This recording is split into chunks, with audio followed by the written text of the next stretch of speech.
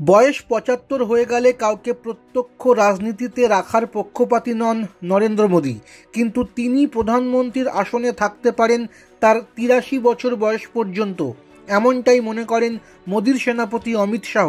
বৃহস্পতিবার একটি সংবাদ মাধ্যমকে দেওয়া সাক্ষাৎকারে তিনি দাবি করেছেন, আসন্ন লোকসভা নির্বাচনে মোদী তৃতীয়বারের জন্য ক্ষমতায় তো আসবেনই, চতুর্থবারেও প্রধানমন্ত্রী হবেন।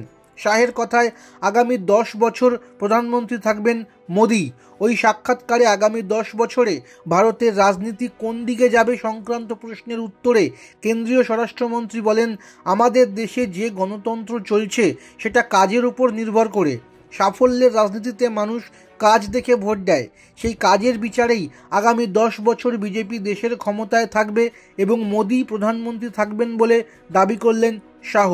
অতীতের সমালোচনা করে তিনি বলেন, আগে জাত পাত ধর্মের উপর এবং তোষণ কেন্দ্রিক রায় দিত দেশ, প্রধানমন্ত্রী মোদী সেটা বদলে সাফল্য কেন্দ্রিক রাজনীতির আবহ তৈরি করেছেন।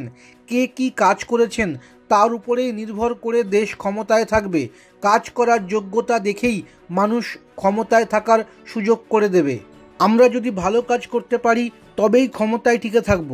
আমরা যদি নিজেদের ভুল শুধরে নিতে না পারি তাহলে আমরা জিততে পারবো না। যেহেতু আগামী ১০ বছরের কথা জানতে চাওয়া হচ্ছে, তাই আমি এটা বলে দিতে পারি যে আগামী ১০ বছর একমাত্র মোদী প্রধানমন্ত্রী থাকবেন।